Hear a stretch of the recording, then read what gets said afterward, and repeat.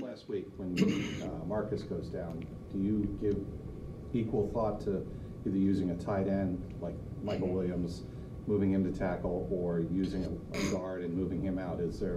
What goes into that process, that thought process? Well, I'd say it starts, during the week. It starts on, Tuesday when we look at, potentially what are the players that are going to be available, who's going to be active for the game. Sometimes we have a pretty good idea who that's going to be. Sometimes we don't.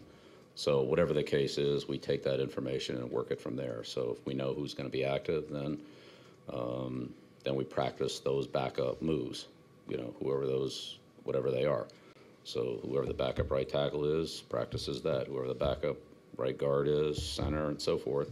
Whether that's another player who's already on the line, which when you only have 7 players, I mean, could definitely be part of it. Sometimes you go into the game with, your 5 guys, and then the other 2, they're the plug-in guys, and nobody else moves. But sometimes that's not the case. If you go into a game where you're not sure who the active players are going to be because you have game time decisions looming, then you practice those contingencies. If this player's at the game, here's how we're going to do it. If this player's not at the game, then that's how we're going to do it. So same thing at every position. I mean, honestly, I think it would be pretty irresponsible if we got a player hurt and we had have a meeting on the sideline, like, well, what are we going to do? I mean, like, now's the time to talk about that, not, in the middle of the game. Now, when you start losing multiple players at a position, you lose 2 players at any position on any team, that's an issue. I mean, 2 of anything with anybody, pick any team in the league, I mean, that'll be an issue.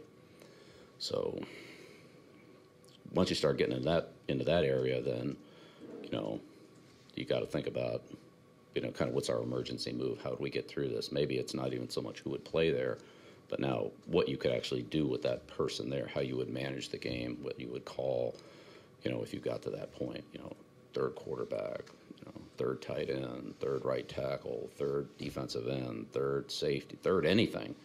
If you're going that far down the line, you're probably, it will be an issue. It would be an issue. I'm not saying you couldn't handle it, but it would be an issue. Some more than others, but I'd say everything would be, you don't go in the game thinking about losing 2 guys to the same position. When that happens, that's a difficult situation.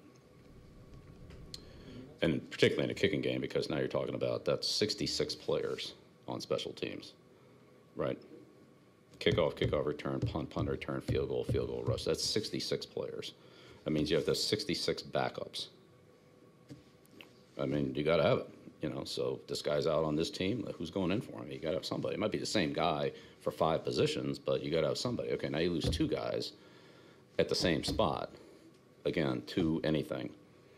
2 safeties, 2 corners, 2 linebackers, 2 whatever they are, and they're going to be playing the same players in the kicking game, right? I mean, you're not going to have your, middle linebacker as your gunner. I mean, so if you lose 2 gunners, you lose 2 gunners.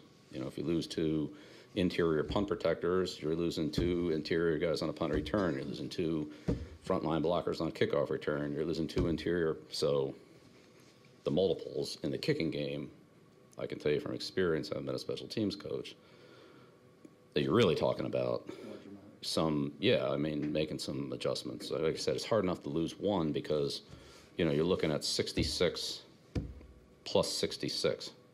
When you start dropping down below that, then the opportunity to even give that guy reps at the position when you get 11 guys on the field, just whoever that guy is, the fact of getting him out there, that's one thing. Him having reps at what he's doing is probably, that would be a dream, I would think, that most likely, didn't happen during the week. So, so those are tough. Lose 2 long snappers, lose 2 punters, lose 2 anything. I mean, it's, you could be, that's pretty challenging. But special teams, I mean, people don't realize how difficult it is to manage the roster, in the kicking game. Because there's a lot of guys you can just eliminate from special teams. I mean, you don't see any offensive linemen on a kickoff team. You don't see any defensive linemen on a kickoff team. You don't see any quarterbacks other than a kicker, a punter. So, I mean, you can take probably, 15 to 20 players and just eliminate them from a lot of those teams. So now you're working with a much shorter list. you know, what the total number is one thing, but realistically what that number is that's a whole nother ball game. So you start talking about how many players you actually have, and then you're looking at 66 spots minus the field goal team.